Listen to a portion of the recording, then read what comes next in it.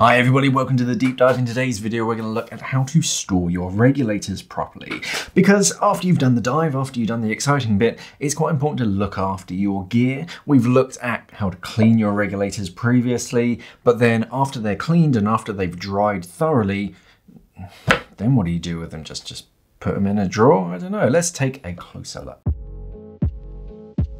So a few things to think about first. The first thing is that your regulators should really be as dry as possible.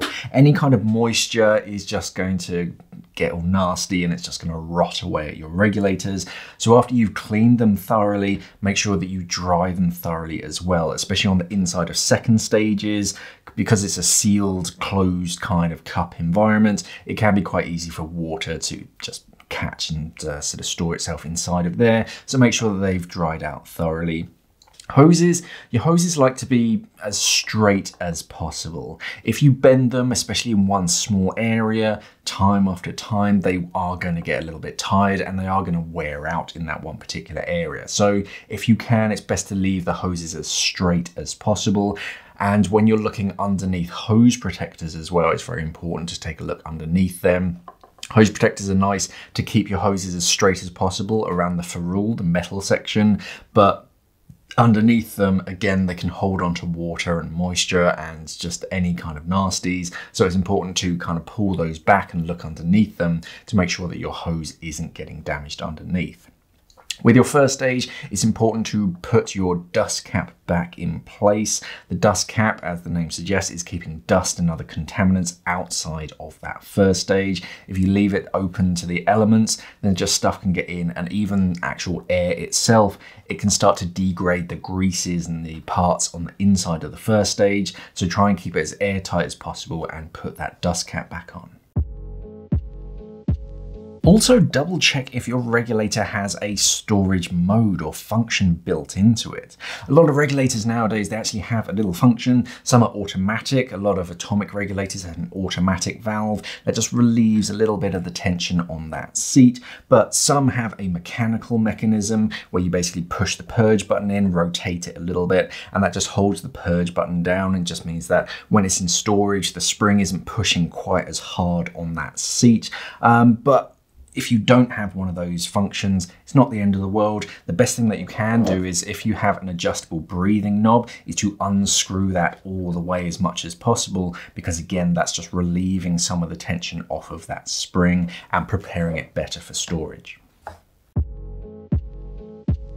So the first method is the most obvious one, is to keep it in the regulator bag. A lot of regulators come with reg bags. If they don't, then you can buy them as a separate item. It's very quick and easy, and it's quite an easy way to store your regulators, keep them organized, protect them from the elements, and also travel with them as well, because a lot of them have padded sections all around them just to protect your regulators. Now, there's a lot of hose and a lot of bits and bobs, so the easiest way that I find to do it is when you take the first stage, there's typically two hoses coming out of either side, the left and the right.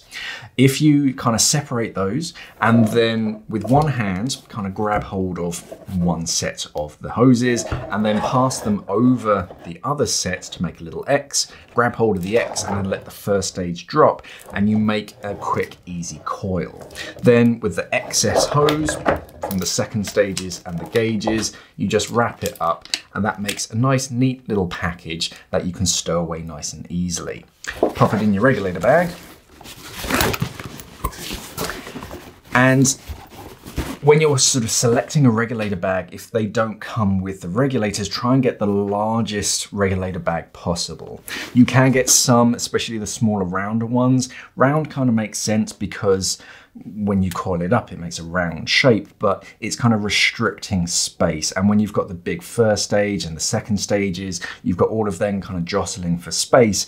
It's kind of nice to have a bigger regulator bag. It allows all of those separate large items to separate themselves out. The hoses can kind of expand a little bit more. They're not kind of scrunched up inside the bag. So try and give them as much space as possible, and then obviously zip them up to keep them nice and secure inside your rig bag.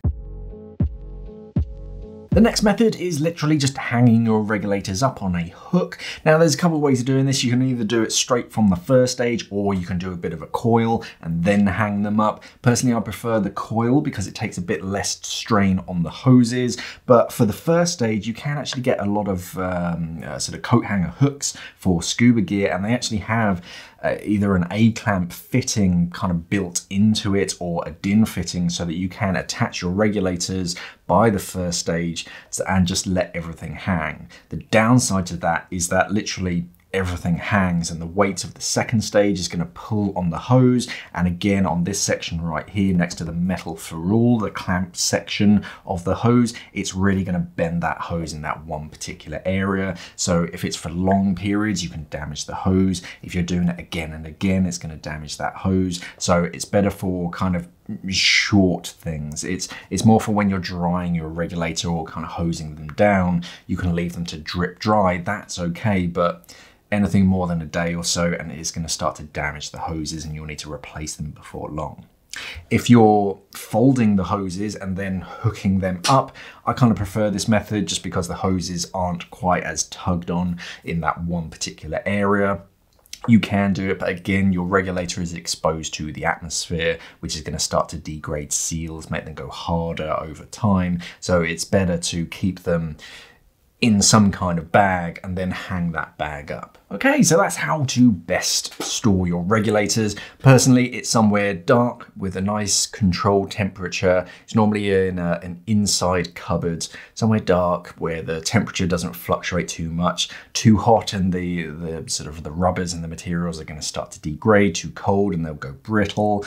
And double check to see if your regulator has some kind of storage mode. That makes a world of difference, and it means that you don't have to service your regulators quite as often. Hoses, try and keep them as straight as possible. Look underneath hose protectors. If you have to hang them up, try and keep those hoses as straight as possible. If you are putting them in the bag, try and make sure it's a decent size bag, and then just try and take all the weight off the hoses as well. If you are hanging them up, try and hang them up in a separate bag so the bag is taking the weight of the regulator, not the hose itself. But let us know any tips and tricks that you have down in the comments below. Thank you for watching, everybody, and of course, safe diving.